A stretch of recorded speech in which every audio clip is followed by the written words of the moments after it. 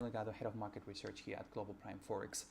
Now, I thought I'll be putting together a series of videos this week and for the next foreseeable future. So you can really get to understand a bit more what's my thinking process when it comes to analyzing the charts and at the same time how I personally look for trades.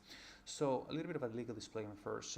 This is not going to be trading advice ever, but just for informational purposes, okay? So that being out of the way, let me provide you a little bit of a narrative or chronicles about what's been going on the euro dollar in the last 48 hours.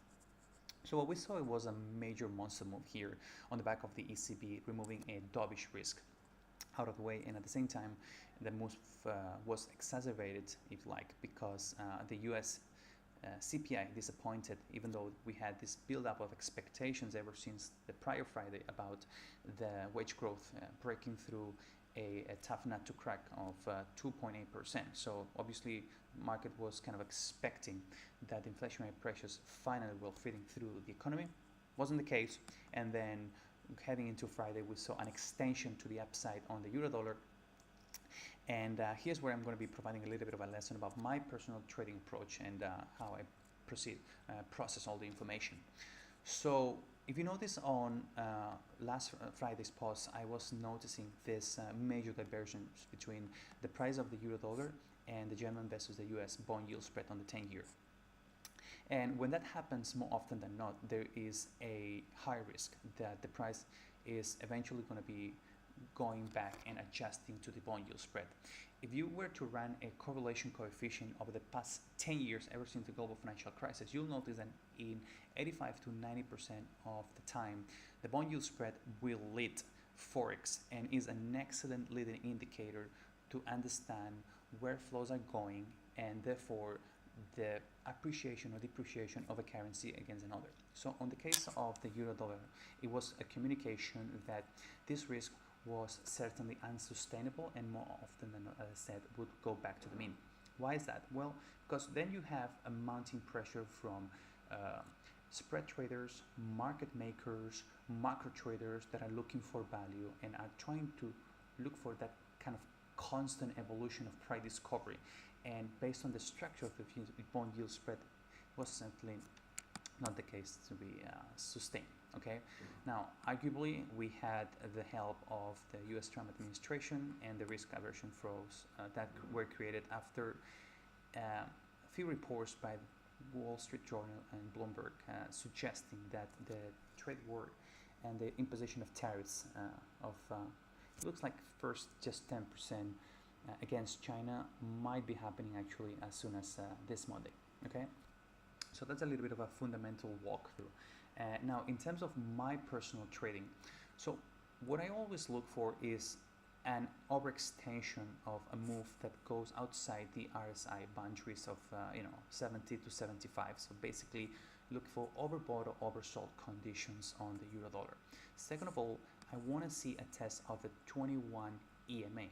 So that's the market telling me that there is enough counter forces that are taking the price all the way down to the 21 EMA. So when that happens, amid the context of a divergence, that's very important, amid the context of a divergence on the bond yield spread and the pricing of the pair, then what I want to see next is a retest of these highs with the divergence on the background. If that's the case, it communicates to me that it is worth putting on a trade.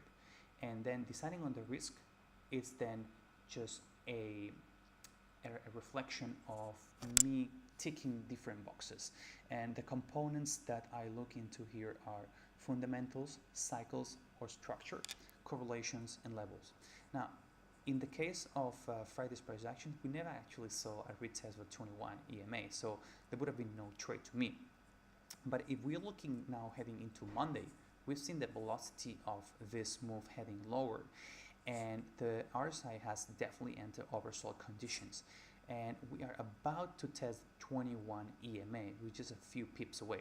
So if we were to retest if we were to test the 21 EMA for the first time ever since this move and then retest these lows, and considering that we have the 200 hourly moving average intersecting at the same level as a very confluent horizontal line, And on top of that, we have this starting to be a bit more bullish structure on the German versus US bond yield spread as per the higher highs that were printed.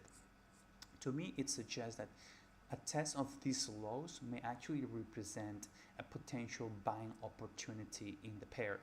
Now, this outlook, remember, the forex market is constantly dynamic, and proof of that is the constant headline minefield that we are exposed to every single day on Brexit, on trade wars, etc. So as it stands right now, the trade to me still makes sense. If the German versus the US bond yield spreads were to break below these lows before the test of this area, to me it would negate the structure. So I always look for the structures of the market. On top of that, then I'm obviously constantly in tune with the fundamentals. Are we trading into a level, and do we actually see this correlation, this divergence between the pricing and the leading indicator as the bond yield spread? If that's the case, then it's a fairly compelling and interesting area for me to engage.